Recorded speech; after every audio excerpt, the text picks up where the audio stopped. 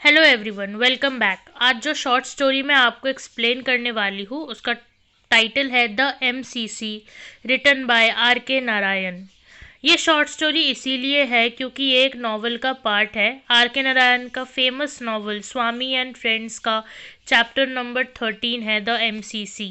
और ये one of the first novels है जो कि एक फिक्शनल टाउन ऑफ मालगुडी में इसका सेटअप दिखाया गया है। वो भी ब्रिटिश इंडिया सेटअप दिखाया गया है 1930s के टाइम में, जब लोग इंडिपेंडेंस के लिए लड़ते थे। और इस नॉवल को 1935 में पब्लिश किया गया था। आज मैं इसी नॉवल का चैप्टर नंबर 13 द MCC आपको एक्सप्लेन करूंगी। कैरेक्टर्स की बात की जाए तो इसका जो मेन कैरेक्टर है वो है स्वामीनाथन, जिसको स्वामी बोलकर सब बुलाते हैं।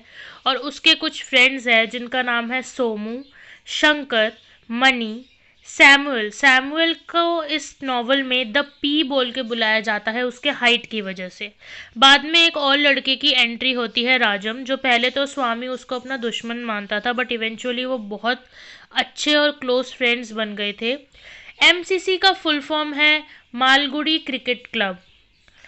ये हम बाद में जानेंगे इसी शॉर्ट स्टोरी में, जब मैं आपको एक्सप्लेन करूँगी कि ये नाम क्यों पड़ा और ये क्रिकेट क्लब कैसे बना और क्यों बना। और इसमें दो स्कूल है, मिशनरी स्कूल और board school. So let's start with the story. इस नावल में जो मेन लड़का है उसका नाम है स्वामीनाथन, जिसको इस नावल में स्वामी बोलते हैं। और उसके कुछ फ्रेंड्स होते हैं, सोमू, शंकर, मनी, पी। तो ये लोग मिशनरी स्कूल में पढ़ते हैं। ठीक है, उसके बाद इस स्टोरी में एंट्री होती है राजम की।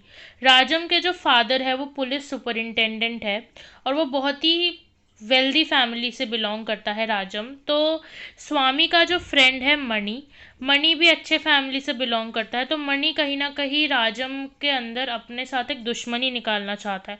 वो पूरा स्कूल, जो पूरा मिशनरी स्कूल है, सारे स्टूडेंट जानते थे कि मणि और राजम बहुत बड़े दुश्मन है, राइवल्स है, और वो एक दूसरे से लड़ना चाहते हैं।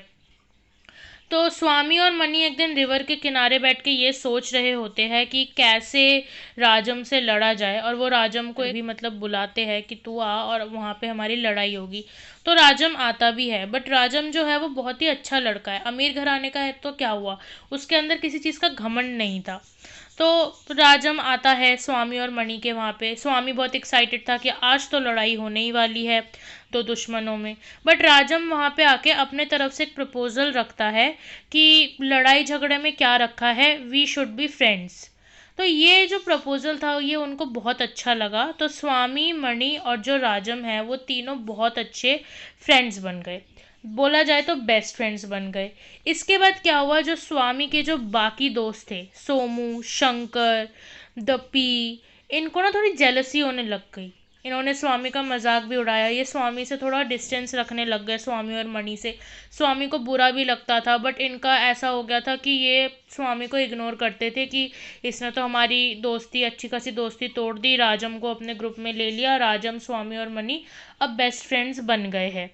बट इवेंचुअली जब टाइम बीतता गया तो सोमू, शंकर और द पी, ये तीनों के तीनों मान गए और ये सारे एक साथ अच्छे दोस्त बन गए। ये तो रहा एक ओवरव्यू। कि आ जाते हैं चैप्टर नंबर 13 द MCC वाले टॉपिक पे, जो कि शॉर्ट स्टोरी है। और इस स्टोरी को मैं आपको 7 ब्रीफ पॉइंट्स में एक्सप्लेन करूंगी। तो आते हैं पहले फर्स्ट पॉइंट पे, protest for India's independence and boycott of foreign goods. तो अगस्त के महीने में स्वामी और मनी एक साथ फिर से रिवर सरायू के किनारे बैठे हुए थे। तो वहाँ पे उन्होंने देखा कि एक ग्रुप ऑफ पीपल प्रोटेस्ट कर रहे थे इंडिया के इंडिपेंडेंस के लिए, कि हमारे देश को आज़ादी मिलनी चाहिए। और वो उनमें से कुछ अपने आप में पॉलिटिकल लीडर बनने की कोशिश कर रहे थे और वो लोग बहुत ज्ञान बांट रहे थे कि क्यों हमें हमारे देश की आज़ादी चाहिए। और उनमें से लोग प्रोटेस्ट में ये भी बोल रहे थे कि जितने भी फॉरेन गुड्स है, इंग्लिश गुड्स है, जो विदेश से आ रहा है, इंग्लैंड से आ रहा है, हमें उन्हें किसी भी तरह से बॉयकॉट करना है, उन्हें हमें यूज़ नहीं करना। तो उन जो प्रोटेस्टर्स थे, उन प्रोटेस्टर्स ने वहीं पे एक आग लगाया और उसमें जितने भी इंग्लिश गुड्स थे उनको जलाना शुरू कर दिया। स्वामी और मनी बहुत ज़्यादा मूव हो गए थे उनकी बातों से। उनको भी, उनके दिल में भी एक देशभक्ति की भावना जाग गई थी कि सही बात है, हमारे देश को आज़ादी मिलनी चाहिए। और उन प्रोटेस्टर्स में से किसी ने स्वामी की तरफ इशारा करा कि स्वामी ने जो कैप पहन के रखा था अपने सर पे, कि और उनमें से किसी एक प्रोटेस्टेंट ने बोल दिया कि अरे तुम्हारा कैप तो फॉरेन मेड है, इसको जला दो। स्वामी झट से उठा और उसने अपना कैप उतार के उस आग में डाल दिया कि वो फॉरेन गुड वो भी बॉयकॉट करेगा। अब आ जाते हैं हम सेकंड पॉइंट पे, imprisonment of political leaders throwing of rocks at school premises. अब वो क्या होता है कि अगले दिन जब स्वामी स्कूल जा रहा होता है तो उनके मिशनरी स्कूल में कैप पहन के जाना होता, तो स्वामी बहुत डर रहा था कि उसने तो अपना कैप जला दिया, अब वो स्कूल कैसे जाएगा। बट वो किसी तरह स्कूल के लिए निकलता है। तो वो स्कूल के वहाँ पे जाके देखता है कि बहुत सारे प्रोटेस्टर्स इकट्ठा हो रखे हैं स्कूल के। उसने उन प्रोटेस्टर्स से बात करके स्वामी को पता चलता है कि आज उसका स्कूल नहीं खुला है, स्कूल आज का कैंसिल हो गया है क्योंकि एक इंडियन पॉलिटिकल लीडर को अरेस्ट किया गया है, जिस वजह से आज प्रोटेस्ट किया जाएगा। क्योंकि मिशनरी स्कूल भी इंग्लिश स्कूलों में ही आता है, तो लोगों ने प्रोटेस्टर्स ने उसके स्कूल का एंट्रेंस बिल्कुल रोक के रखा था और जितने भी पत्थर पड़े थे पत्थरबाजी करने लग गए, स्कूल प्रेमिसेस को प्रोटेस्टर्स तोड़ने लग गए। तो स्वामी बड़ा एक्साइटेड हो गया, उसको भी मौका मिल गया थोड़ा अपना भड़ास निकालने का। तो उसने क्या करा कि उसने भी अपने स्कूल की प्रॉपर्टी तोड़नी शुरू कर दी और स्कूल के जो हेडमास्टर्स का जो रूम था उसने हेडमास्टर्स के रूम में पत्थर फेंकने शुरू कर दिए। जब वो पत्थरबाजी कर रहा था हेडमास्टर्स के रूम के वहाँ पे, तब स्वामी को स्कूल के ही एक पियोन ने देख लिया कि वो भी उस प्रोटेस्ट में शामिल था। जिस अब आते हैं हम थर्ड पॉइंट पे, जो कि है getting caught and had to change school. क्या होता है कि क्योंकि स्वामी को देख लेते हैं स्कूल के स्टाफ कि वो हेडमास्टर्स के रूम की विंडोज़ तोड़ रहा होता है, उस प्रोटेस्ट का पार्ट होता है। तो अगले दिन जब स्कूल होता है, क्योंकि जब स्वामी प्रोटेस्ट कर रहा था उन प्रोटेस्टर्स के साथ, वहाँ पे राजम के फादर जो पुलिस सुपरिंटेंडेंट है उन्होंने ऑर्डर दिया था कि इन प्रोटेस्टर्स को किसी भी तरीके से यहाँ से हटाया जाए। वो देख के स्वामी बहुत डर गया था और वो प्रोटेस्ट छोड़ के वहाँ से चला गया था।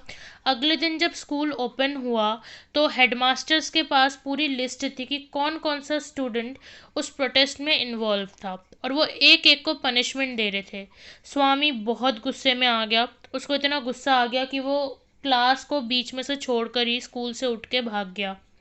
इसके बाद क्या हुआ कि स्वामी को मिशनरी स्कूल से निकाल दिया गया और उसका मतलब उसने स्कूल चेंज करके वो बोर्ड स्कूल में उसने एडमिशन ले लिया। बोर्ड स्कूल में एडमिशन लेने के बाद मिशनरी स्कूल में उसके जितने भी दोस्त थे, उनके साथ स्वामी का कांटेक्ट कहीं ना कहीं टूट गया। क्योंकि जो सोमू था, सोमू को पकड़ लिया गया था, हेडमास्टर ने उसे पकड़ लिया था प्रोटेस्ट का पार्ट बनते हुए। शंकर किसी और जगह चला गया। जो उसका फ्रेंड था द पी, उसने बहुत महीनों का गैप डाल दिया था बीच में और उसने बहुत लेट अपना स्कूल स्टार्ट किया था। तो ऐसे ही उसके कहीं ना कहीं उसके जो बाकी दोस्त थे उनसे स्वामी का कांटेक्ट टूट गया। इसके बाद आते हैं फोर्थ पॉइंट पे, जो कि है formation of MCC and joining match with the local youth team. 6 हफ्ते का एक गैप आया। 6 वीक्स के बाद राजम और स्वामी एक साथ मिले और राजम ने एक प्रपोज़ल रखा कि हमें एक क्रिकेट टीम बनाना चाहिए जिसका नाम होगा एमसीसी, मतलब मालगुडी क्रिकेट क्लब। तो स्वामी मान गया एक बार में ही कि ठीक है, फिर एक क्रिकेट टीम बना ही लेते हैं और हम अपने आप को एमसीसी कह के बुलाएंगे। उसके बाद क्या हुआ कि स्वामी और राजम के साथ मणि भी उस क्रिकेट क्लब का पार्ट बन गया और इन तीनों ने मिलकर एक स्पोर्टिंग गुड कंपनी, जो मतलब इक्विपमेंट सप्लाई करते थे, उनको लेटर भेजा कि ऐसे एक नया क्रिकेट क्लब बन रहा है तो उनको खेलने के लिए स्पोर्ट्स इक्विपमेंट चाहिए, क्रिकेट पैड्स बॉल जो भी है क्रिकेट खेलने के लिए उनको सब कुछ चाहिए।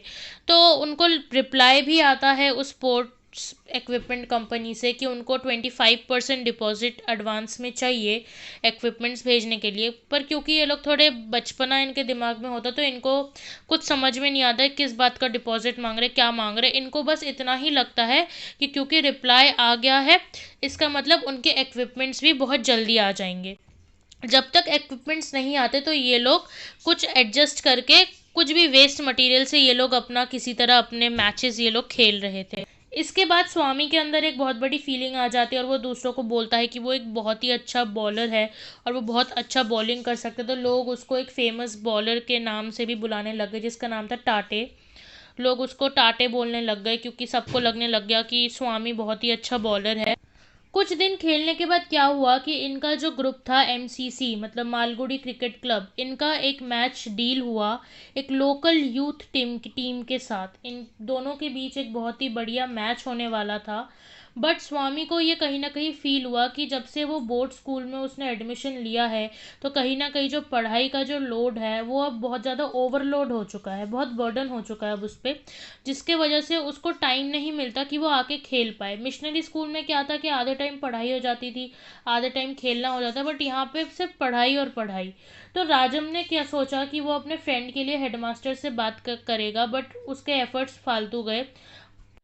तो यहाँ पे स्वामी ने सोचा कि किसी भी तरह उसको स्कूल के टाइमिंग में से थोड़ा टाइम एक्स्ट्रा बचा के उसको जाके प्रैक्टिस करनी पड़ेगी।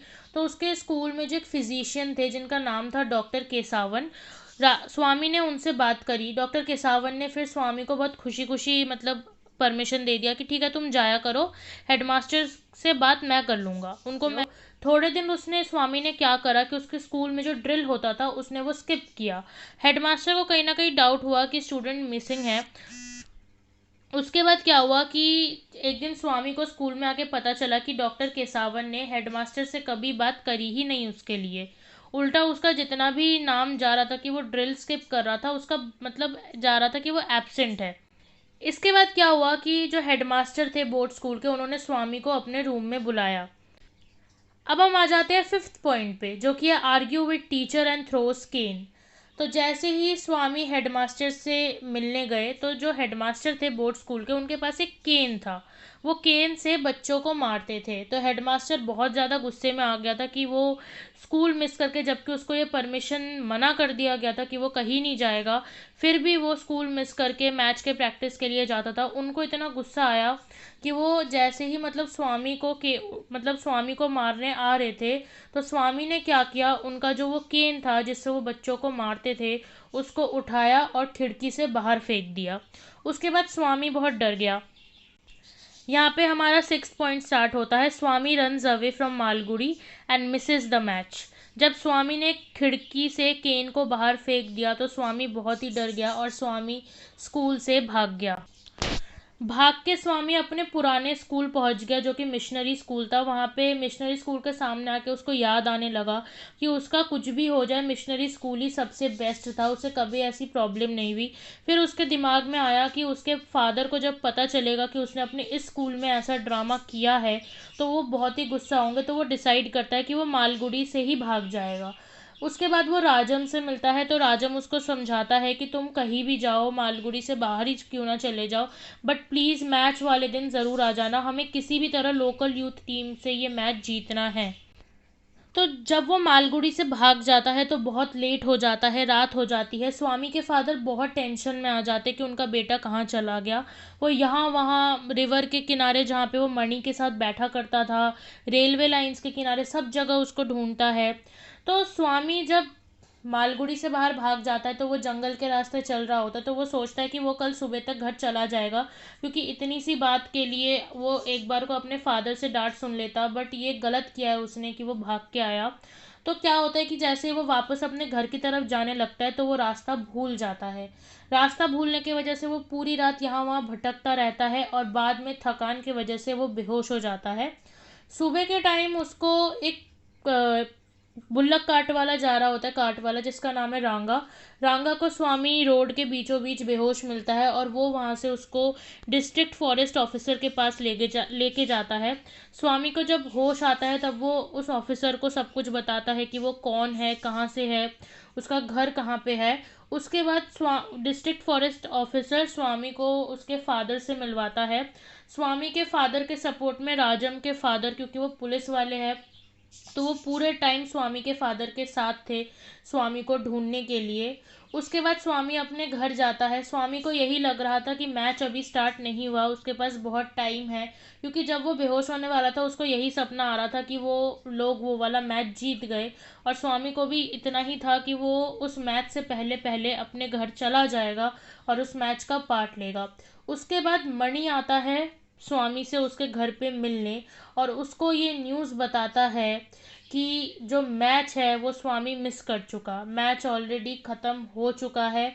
और क्योंकि स्वामी मैच पे टाइम पे नहीं पहुंचा तो राजम बहुत ही ज़्यादा गुस्से में है, वो उससे बात नहीं करना चाहता। बट स्वामी चाहता था कि वो किसी तरह राजम को मनाए, क्योंकि उसको लगा था कि मैच अगले दिन है, बट ऑलरेडी मैच ख़त्म हो चुका, ये उसको नहीं पता था। 10 दिनों तक स्वामी ने राजम से बात करने की वो हिम्मत नहीं जुटा पाया। वो बहुत ही डर रहा था कि पता नहीं राजम उससे बात करेगा या नहीं करेगा। यहाँ पे हमारे एमसीसी का लास्ट पॉइंट स्टार्ट होता है, वो है Rajam's father gets transferred and both friends gets parted. 10 दिन बाद पता चलता है स्वामी को कि राजम के फादर, क्योंकि वो पुलिस की नौकरी करते, उनका ट्रांसफरेबल जॉब था, राजम के फादर का ट्रांसफ़र कहीं और हो गया। तो स्वामी को पता चलता है कि राजम को भी जाना पड़ रहा है अपने फादर के साथ, अपने फैमिली के साथ। राजम अब कहीं और जा रहा है। उसके बाद स्वामी डिसाइड करता है कि कुछ भी हो जाए वो राजम से मिलेगा ज़रूर, और जाने से पहले उसको एक गिफ्ट देगा। तो वो अपने घर में गिफ्ट ढूंढता रहता है कि उसे क्या दे, तो उसे एक फेयरी टेल का बुक मिलता है, और वो डिसाइड करता है कि राजम को जाने से पहले वो यही गिफ्ट देगा। और अपने मतलब क्योंकि वो गुस्सा था, वो मैच अटेंड नहीं कर पाया, उसके लिए वो सॉरी भी बोलेगा, माफ़ी मांगेगा। स्वामी क्या करता है, डायरेक्ट मणि के साथ स्टेशन पे जाता है कि वो राजम से आखिरी बार के लिए मिल पाए। बट उसमें हिम्मत नहीं होती, और स्टेशन में इतनी ज़्यादा भीड़ होती है कि वो राजम को ढूंढ भी नहीं पाता। राजम ऑलरेडी यहाँ पे ट्रेन पे चढ़ चुका था, और वो इतना पैनिक कर गया स्वामी कि उसने मणि को बोला कि तुम मेरी हेल्प करो, किसी भी तरह राजम तक ये गिफ्ट पहुँचाओ। उसके बाद दो जैसे ही ट्रेन चलने लगी तो स्वामी और मणि ये दोनों ट्रेन के साथ साथ भागने लगे, क्योंकि स्वामी वो किताब नहीं दे पाया। बट मणि ने क्या करा कि राजम के हाथों में वो किताब पकड़ा दिया जो स्वामी उसके लिए लाया था।